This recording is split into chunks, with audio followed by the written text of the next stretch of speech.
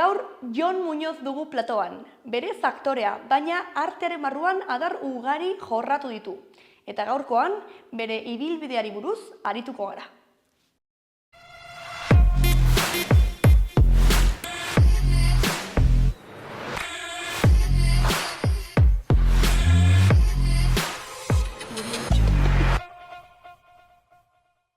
Ongi etorri, Jon. Aupa, kaixo. Zer moduz? Ondo, hemen berriz. Hemen berriz, Bai. Baina, platoa aldatu egin da, ez? Berriz Bai, dugu. lehenkoan egin genuen etxauriko Bai. bajeran. Bai, eta hemen jarri dituzuet telebista berriak eta ikusten dut ere asko aldatu dela, ezta? Bai, lekua. egin dugu glow up bat Bai, bezala, ez? total, evoluzioa, ez? Egia da, bajera hori daukala bere historioa, Total. eta egia esan badauka bere xarma. Total. Osea, Bai. hasiko gara pixkat hasieratik. Lehenengo aurkeztu ezazu zure burua, eta goazen kokatzera non kokatzen zaitugu artearen mundu honetan. Wow, ze galdera zaila. Bueno, a ber, nik uste dut hasi nire hasteko momentua izan zen, ez dut, egia esan ez dut oroitzen. Osea,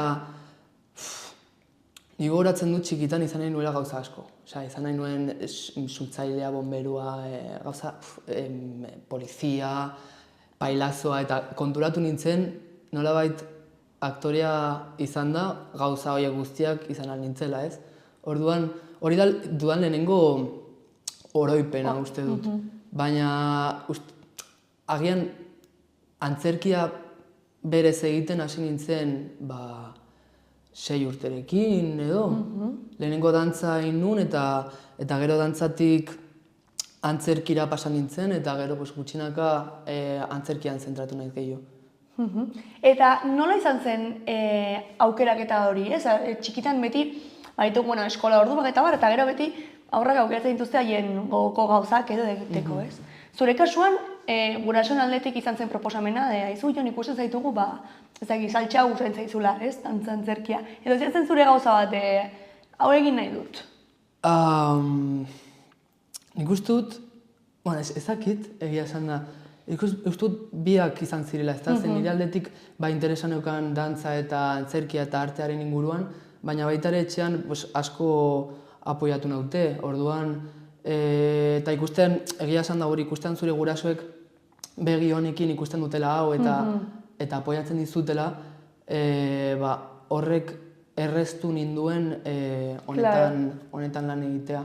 Segurtasuna edo ere ematen dizu, ez? Hau egin nahi dut eta gainera. Bai, justo. Ez dakit. Justo, baina egia esan da nik uste dut beraiek ezezkoa eman da ere bide hau hartu izan nuela, seguro.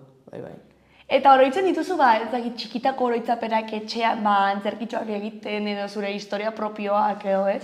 Ze hori ere, askotan, justo aurrekoan egon nintzen lagun batekin eta erakutsi zidan 6 urtekin idatzitako errege, kasu hortan Papa Noelei idatzitako eskutitza, ez? Eta zen como puro reflejo, ez, bera denaren islada hutsa, ez? Orduan, horitzen zara, nola txikitan egiten zenituen? Bai, nituen lagunak ginen super friki. Osea, Bai. ni patioan nintzen antzerkiak egiten zituena edo jolasten zuena munduak imaginatzera hori txikitan. Gero ja, egia esan, sartzen zara beste adina batean, bagian futbolean jolasten duzu edo. Baina hasieran eta antzerkia egiten duenan konektatzen dut feeling edo sentimendu horrekin, ez? Txikia zarenen, ni mozoratu nintzen, askotan mozoratzen nintzen, antzerkiak egiten dituen, eta hori, holtzara igotzen naizenean, txikia nintzeneko sentsazio horrekin konektatzeak asko laguntzen nahi, super, pilo bat. Esaten dute, ez? Berez antzerkian jokua edo aurren jolaste hori dela egon behar den esentzia bat, ez? Total, inozentzia, ez? Total. Bai. Gardentasun hori, ez? Bai, eta ez juzgatzea, jolasteko gogo hori, bai, nolabait, kanpoko begirada hori edo juzgatzen dizun kanpoko begirada hori kentzea eta simplemente situazio imaginarioa bizit eta ez egon hemen, baizik eta hemen edo impultsoan gehiago, ez? Baina ez egon zu begiratzen pentsatzen baizik eta gehiago impulsiboagoa izatea. Bai. Eta gero nerabezaro urte horiek, ze azkenean badira urte kritiko batzuk oso zailak ez, gure identitateari gara bilatzen, gaude egozentrismo huts batean, pentsatzen dugu garela ez dakit munduaren erdigunea, eta guztiak ari dira gutela guri begira, ez? Orain ari naiz hori bizitzen nire iobekin, ez? Eta nola sentitzen zenuen hori azkenean, hori izan duzuna, ez? Gero urte batzuk, pues igual futbolean hasten nintzen edo, nola zen horrelako gustu bat izatea, ez? Eta zerbaitetik kanpo sentitzen zinen edo nola? Bai, eta gehien bat, egia da, beharra izan nuen, hori pixka bat juizio horiek kentzea zen, ari nintzen obra batekin, Maravillan el País de las Miserias, Angel eta Atticus konpainarekin, eta egiten genituen eskolare asko, hori... Joaten zineten eskoletara, eskoletara edo antzerkian bertan, baina eskolako aurrak etortzen ziren, eta aurrak ziren, baina nire adinako jendea zen, ez? Orduan... Bale. Claro, zu hasi zinen obra horretan zenbat urterekin? 11 edo? Pues por ahí. Bai, oso gaztean nintzen, baina agian hori, en la edad del pavo, horretan sartzen zarenean, eta 13 urterekin edo nire adineko jendearen aurrean interpretatzen hastean, ni goratzen dut urduritasun handia eta oso juzgatua sentitzen nintzen. Baina baita ere barneko indar hori, ezta, aurrera jarraitzeko eta pentsamendu horiei alde batera utzita, nik uste dut horrela segurtasun handia eman didala, ezta, txikitatik beraien aurrean jartzea eta hau nire nahia dela rebindikatzea, bai. Eski, klaro, lehen aipatu dugu bajera mitiko hau, xarma asko duena, eta ordu asko pasa izan ditugu, nik uste txauriko asko, artearen munduan gauden pertsona oro. Eta, klaro, 11 urterekin, hori, eskolara joan beharra eta baina aldi berean, konpainia profesional batekin, proiektu profesional bat egitea, eta gainera, nahiko oi hartzuna izan zuen bere momentuan proiektu, urte batzuk eman zen dituzten horrekin, eta Espainiako nahiko tokitatik, pasa zineten. Ordan, nola izan zen hori uztartzea edo, nola sentitzen duzu edo, nola oroitzen duzu? Hori izan zen, niretzat, nolabait, benetako momentua, ez da? Aktorea izan nahi nuela konturatu nintzen momentua. Eta, azkenean, ni askotan igotzen naizenean eszenariora, gaur egun, beti atera baino lehen oroitzen dut momentu hori, ez da?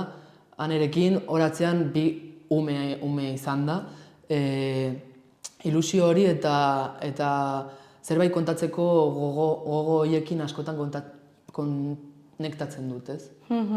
Eta, izan zen, esperientzia oso aberasgarria, bai, dudarik gabe, bai.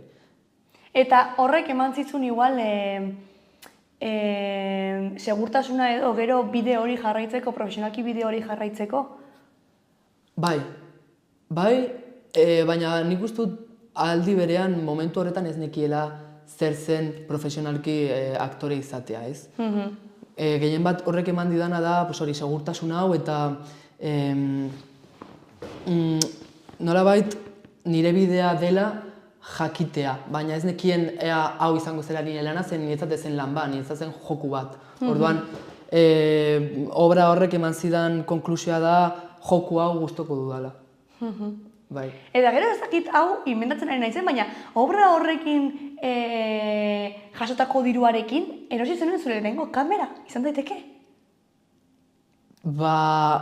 Ez dut oroitzen. Izan daiteke, nik erosi nuen, lehenengo kamera erosi nuen,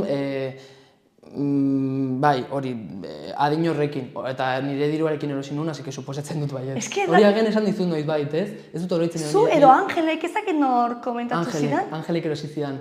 Bera juntzen erostera. Bale. Edo berak... Gomendatu zizun zerbait. Bai, gomendatu zidan, baina ez dakit nire diruarekin izan zen, edo gurasoeko, ez nahiz oroitzen. Ez dakit, baina agian bai, zen justu adin horretan zen, orduan agian bai.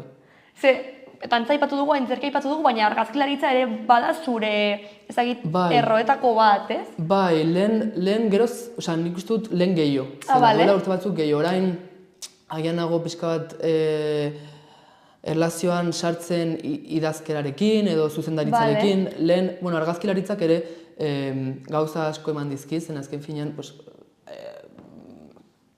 grabaketa set batera juten naizenean edo rodaje bateran juten naizenean, beti esaten didate hori dakala bizio hori ikusteko kamarak behar duena edo planoa nola dagoen, eta askotan galdetzen dut, hemen galdetu izut hori, non dago, baina hori askotan gertatzen zait jakiteko pixka bat zen dakat kamararen ikuspuntu hori askotan, eta rodajetan askotan gertatzen zait galdetzen dudala, eta ustut aberaztu nahuela kamararen inguruan interesa izatea, baina ja ez naiz hain interesatua kamararen munduan, egia esan da. Bueno, nor daki ez, azkenean hori buelta asko ere ematen dut gainera dena eskutik doa, ez? Claro, eta nor daki, gero, igual, etorkizunan bueltatzen den inspirazio hori. Bai, total. Eta orain diozu, orain, zu bukatu berri duzu Resazen gradua, ez? Hori hasi zinen, probak egin zenituen, sartu zinen, eta horre eman dituzu 4 urte a tope? Bai.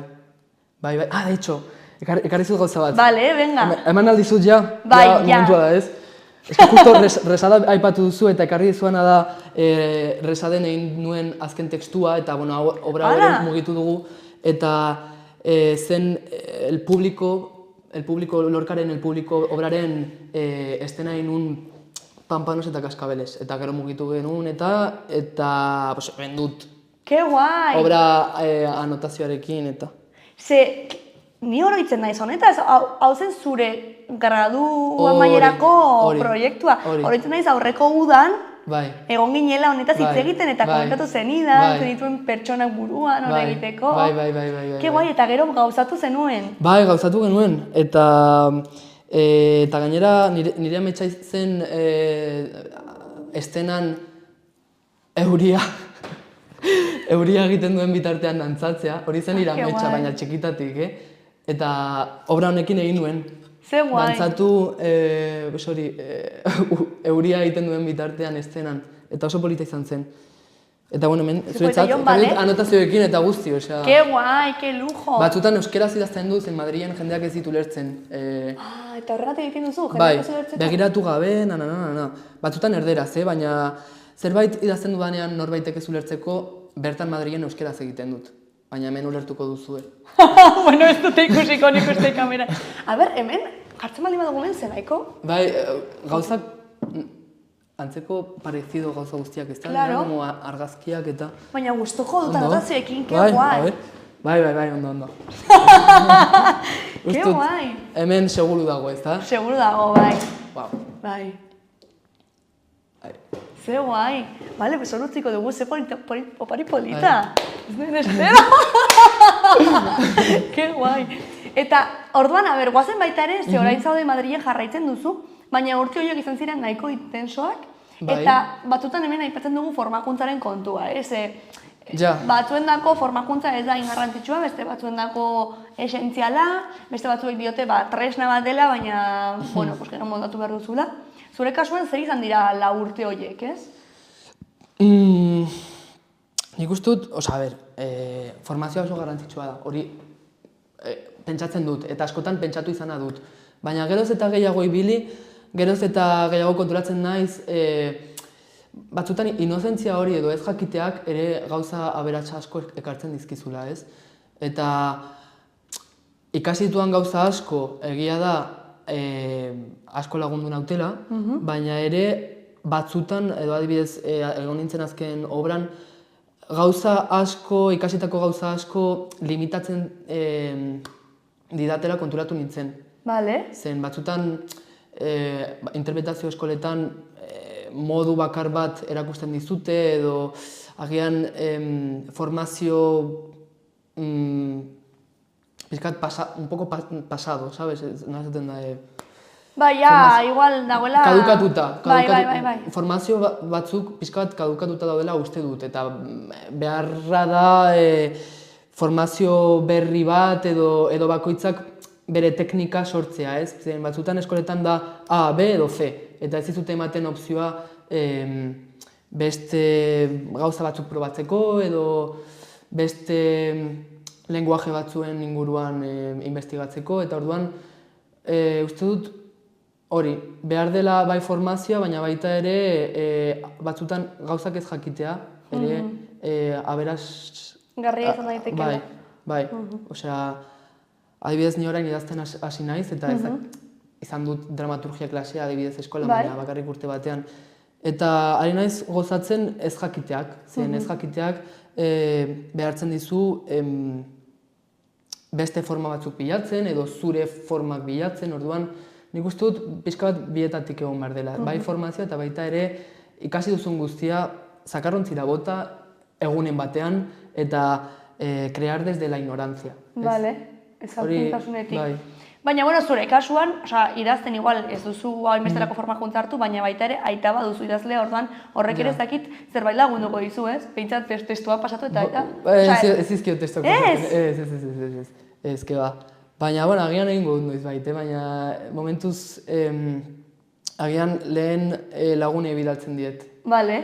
Aitari ere, noiz bai seguro bidaliko dela zerbait, baina ez dut bidali behira egin beharko nuke.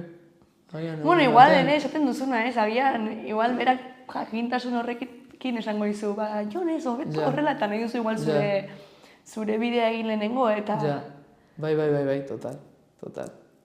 Ke guai. Baina, adibidez, galdera bat, adibidez, aktore bezala batzutan, badaude kastinak, eta kastinetan igual aurkitzen zara, ez dakitzen bat pertsoneekin, eta igual ez dira aktoreak, ez? No, claro. Ez daiteke, batzutan frustranteak izan daiteke, ez? Horre egotea, igual zu formakuntza handi bat jaso duzu, izan da zure, ez dakit, apustua, ez?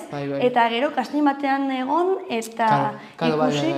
Hola esan da, pixka bat ematen du poco tirar piedra sobre mi propio tejado, ez? Esaten duten bezala. Osea, bai... Ez, ulertzen zaitut esan duzuna, Noski formazioa izan behar da, osea, hori defendatzen dut formazioa egunean. Baina batzutan hori ere uste dut formazioak ez dizula uzten forma berriak investigatzeko. Ez dizu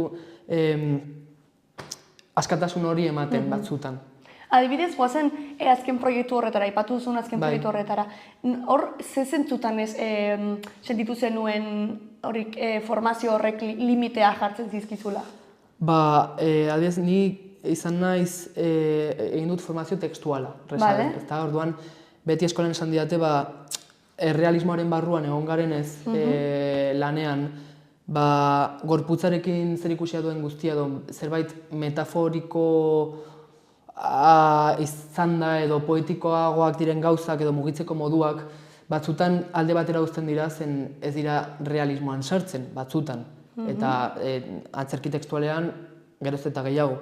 Orduan, azken obra honetan, hasi nintzen interpretatzen eta konturatu nintzen, ez nintzela aske sentitzen zen eskolan esan zidaten, tekstuala izan da, realismoaren barruan egon behar nintzela, eta orduan azken obra honetan eman diate askatasun asko beste modu batzuetan espresatzeko, adibidez, korporalagoa izan da, edo surrealistagoa izan da, eta terreno horretan ez nintzen oso... Eroso igual sentitzen. Eroso sentitzen zen, askotan esan didate ja, kanon bat... Jarraitu bartzen duela edo. Bai. Baina, aldiz, zu berez gorputzarekin nahiko konektatua zaude, eta zu berez gorputzarekin asko esploratzen duzu, ez? Bai, total. Eta hori da, gustatuko litzaidan antzerkia da, edo nik egin futuro batean egingo duan antzerkia izango da, erabat nahaztuta tekstuala eta fisikoa, ez? Baina egia esan, karo, nik txikitatik ikusi izan dut bereiztuta, zen hasi nintzen dantzan eta gero jo nintzen antzerkira, eta jo nintzen leku batetik bestera, ez nituen bi gauzak hartu, ez da? Claro, uztartu edo. Egia da dantzak asko aportatu didala, ez? Antzerkian, baina, bueno, hori beti ikusi ditut bereiztuta eta orain uste dut dela momentua nire gauzak egiteko eta benetan... Iak uztartzeko. Bai, justo. Eta, guazen, bueno, zein da izena, proiektu horren izena? Sodoma. Eta nortzuk ziren zuzendariak? Sodoma izan zen obra bat hasi ginela ja duela udaren hasieran, eta zuzendariak ziren Lobato y Rojas konpainia. Rojas, bai. Zuzendaria da Aron Lobato eta idazlea da Julio Rojas. Eta, bueno, ekipoa zen izan da oso aberasgarria.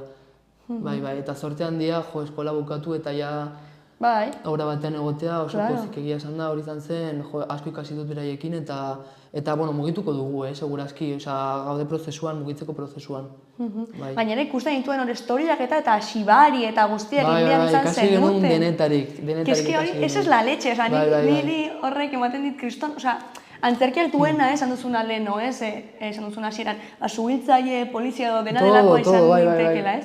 Pues adibidez, Xibari bezalako zerbait, sexualitatearekin zerikusia daukana, baina jende gutxik, ez? Igual ukitzen du adar hori sexualitatearen barruan, ez? Baina antzerki obra bat egin eta horretan sartu behar izatea, lujo bat eta super interesgarri, ez? Ez que gure lanan egin behar gara espertu gauza guztietan. Batzutan medikoa izan da, espertua izango gea anatomian edo ezakit, edo agian bihar egin behar dugu suhiltzaile lana, eta suhiltzaileak izan behar gara eta horretan zentratu eta jakin nola egiten duen lan suhiltzaile batek, eske, hola da. Bai, super kurioso. Eta nola ziren prozesu horiek? Ze gainera, hori baizela superfisikoa eta baita ere gainera, zer eukaten zuzinen angel moduko bat, ez?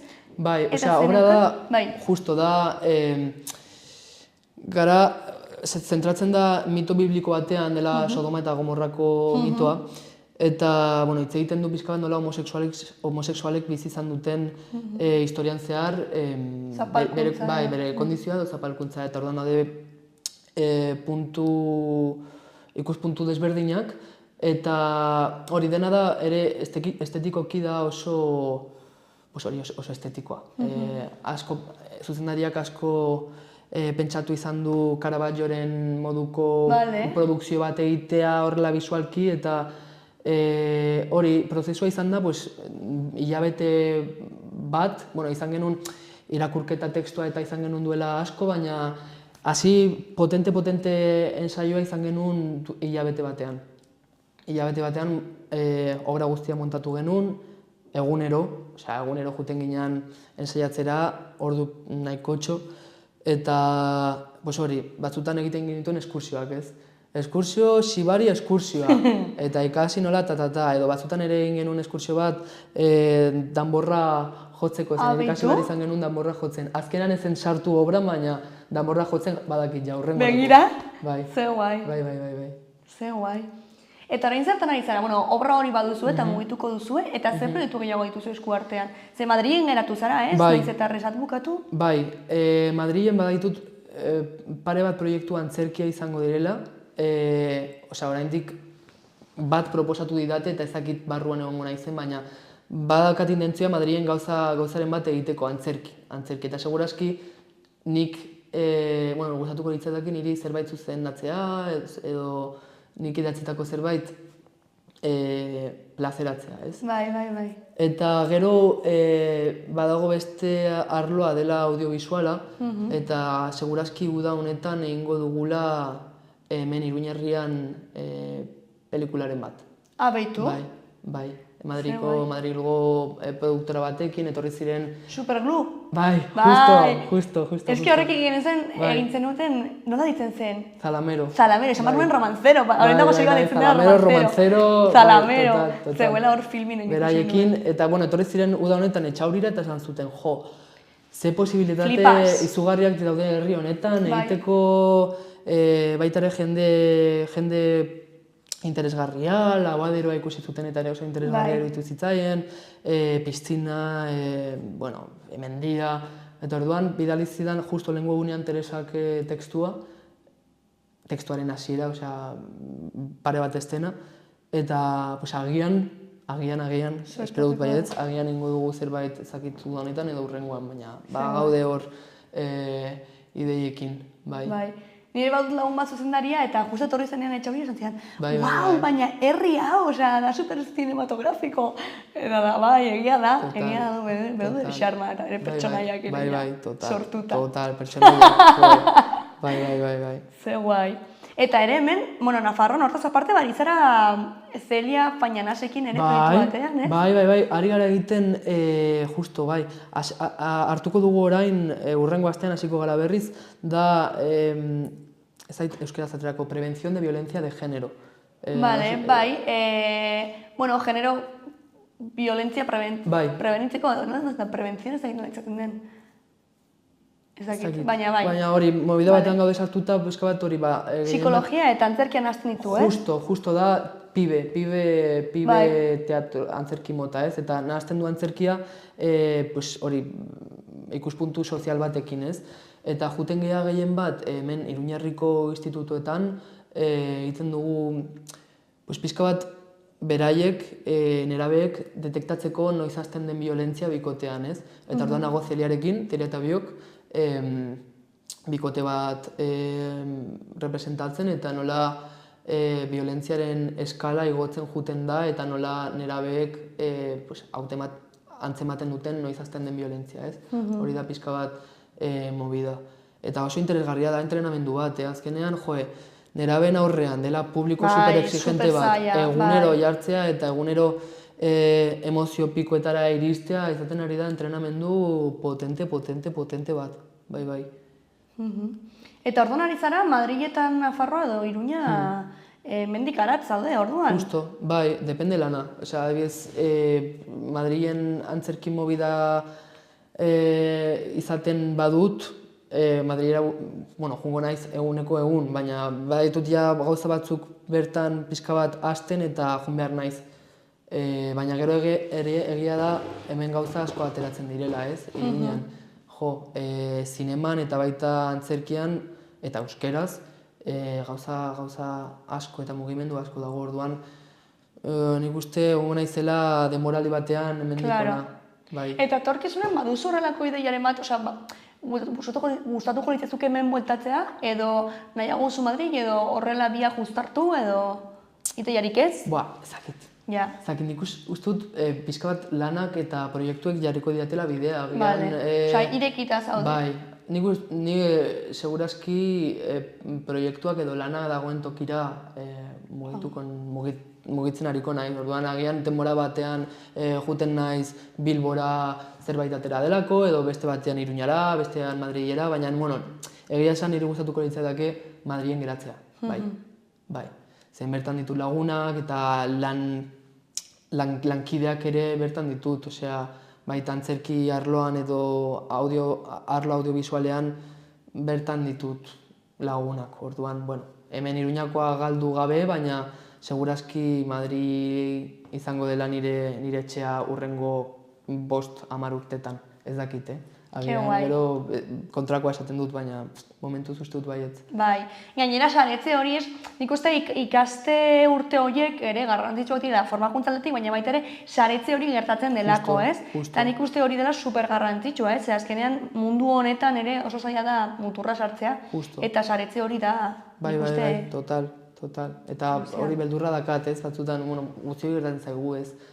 Mendik atera edo Madriletik jun urte batez, eta hori beldurra jendea gauzak hasten egitea, eta zutaz ez oroitzea edo bertan ez egotea, eta hori pixka bat ustut sare hori alimentatu behar dela une oro, ez? Bai, landare bat bezala, ez? Azitxoa ja jarri da, baina ureztatu. Bueno, ez dakit beldurrak beldur, baina honetan jarraituko dugu, ez? Bai, total.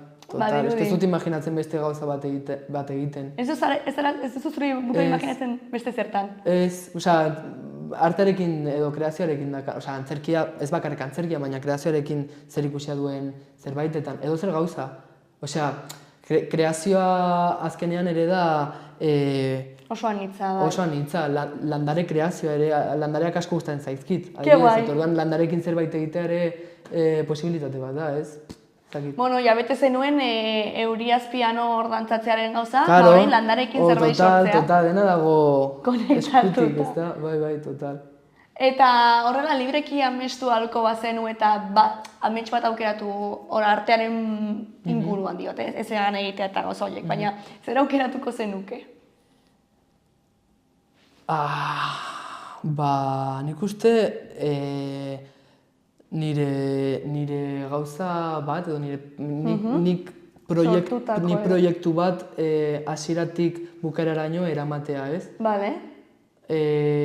Bai, zerbait kontatzeko aurkitu eta hori ejekutatu, ez? Eta lagunekin lan egitea gustatuko litzateke nire Madrileko zirkularekin edo hemengo zirkularekin, ez? Niretzat ametsa izango zen hori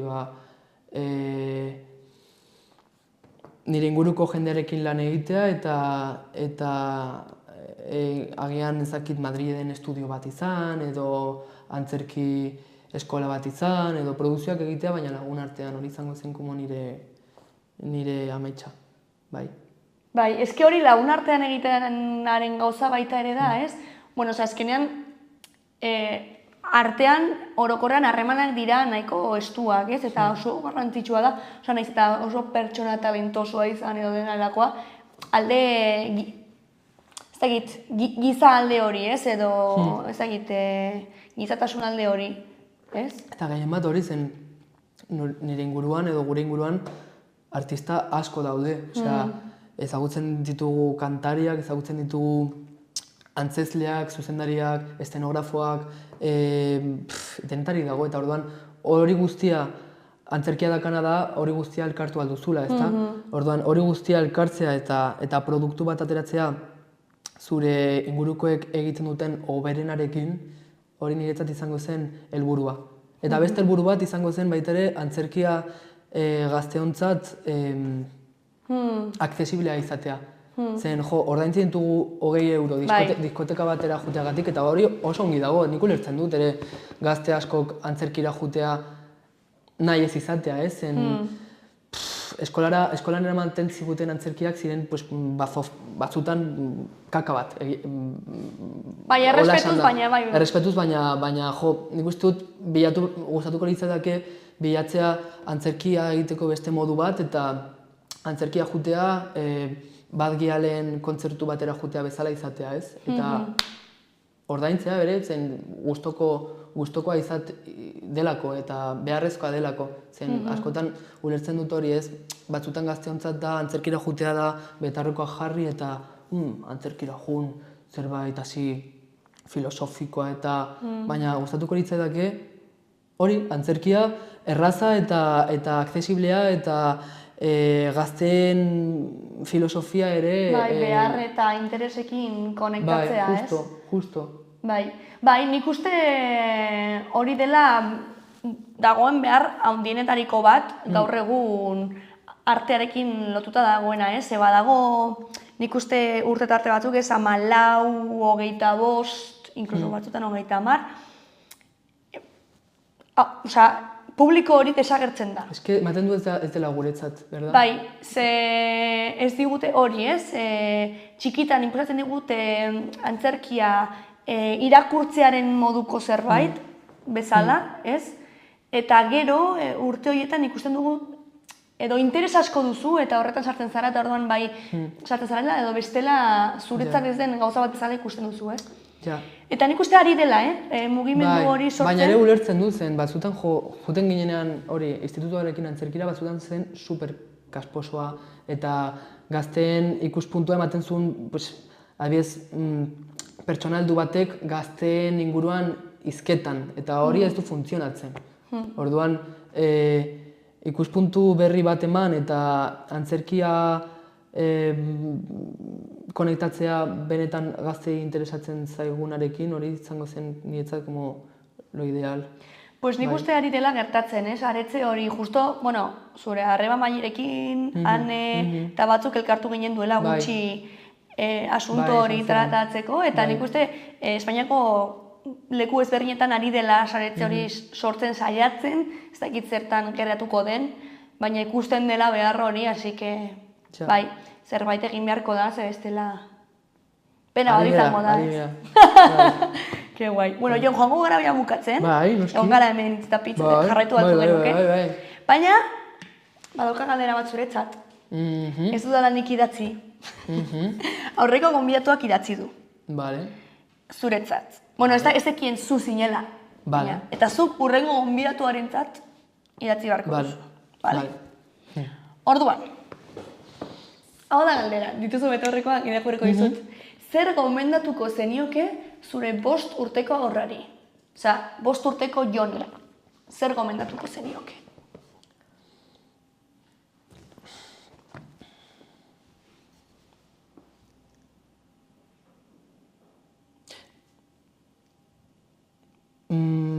Jo, ez nien ezer gomendatuko. Ke guai. Esango nion hori da bidea, jarraitu hori egiten. Zerbait gomendatu behar izatekotan hori izango zen, ez? Arrazoia dakazu, segi horrekin. Hori izango zen gomedia, segi horrekin. Ke guai. Bai, uste dut baietz. Segi zure intuizioa, Bai. ez? Edo, bai, segi zu nahi duzuna egiten ez utzi, bai, hori. Arrazoia dakazu izango zen. Arrazoia dakazu izango zen gomendioa. Bai. Bai. Bai, ze batzuetan duda asko ditugu, ez? Bai. Egiten nahi naizela ongi dago, edo bideo da nirea, edo Bai, zer edo esatu naiz besteek honetan. ez dute dantza egiten, edo besteek ez dute tal, edo jendea beste bide bat hartzen du. Bueno, a ber, 5 urteekin agian txikiagiak gara, ez? Bueno, Baina eske baina nik uste dut ikusten dira nik uste dut gauzak, berak niri gomendio bat eman beharko zidala. Eta nik ez berari, egia Ja, esanda.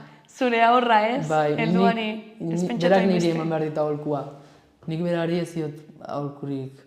Eskezak, benetan, Gustatuko litzateke berak niri ematea, baina nik berari... Eske arrazoia dauka, osea, umeek arrazoia daukate. Aholku bat. Eske hori da. Aholkua da jarraitu nahi duzun bidea. Hori da aholkua. Hori da aholku oso potentea, Bai. osea... Bai. Ne askotan gertatzen zait, ez? Buelta asko ematen dizkiot gauzei. Eta norbaitek ez nire bezait 50 urteko itxasotorriko balitz eta itxaso ongi ari zara jarraitu, hori ez como, Ja. no? Ja. Hori da kriston aholkua. Ja. Baz una txorrada, baina Total, hori da kriston total. aholkua, Bai, total. Torban nik pentsatu behar dut hain galdera bat, Hori da. Jon, orain zure txanda. Agarla koko. Eta erakutsiko dut orain edo... Eta gero esango diazu bai, Vale. zer izango den zure galdera.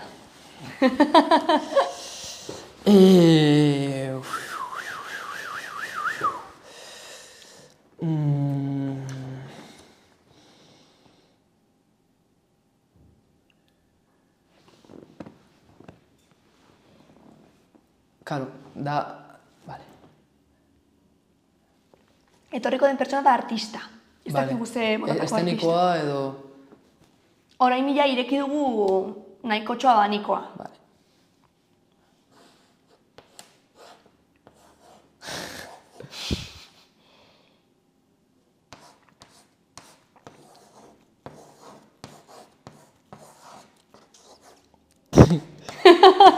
Farrezka maltzurra. Holtza da... Oholtza eszenatokia bai.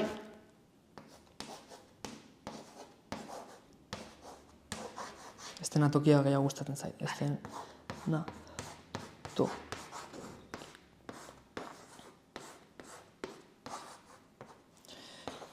Ah, que guai. Nor igoko zenuke eszenatokira, perfecto. Bai? Maravilla. Pues galdetuko diogu eta esango dizut. Bai, edo ikusiko dut. Bueno, ikusiko duzu Bai. hori da. Madrilen ez dakit xaloa ikusi aldezakezu, baina... Ba, igual bueno, hemendik zuzenean ez, baldin baina YouTubeen. YouTubeen ikusi Bai, daiteke ez. hori da. Bai. badago. Ba, oso ongi, Jon. Mila esker. Mila esker, bai, mila esker Zuri. zuri. Gonbidapena hartzeagatik, hemen egoteagatik berriro ere. Eta, bueno, hurrengo arte. bai, espero dugu, hemendik ezakitzen bat urte, azkeneko hasi zen. Duela 3 urte, Hiru urte, ez? pues jazta, hemendik 3 urtetara, Seguro. aber nola aldatu den mundua. Bai. seguro. Mila esker eta ongi izan.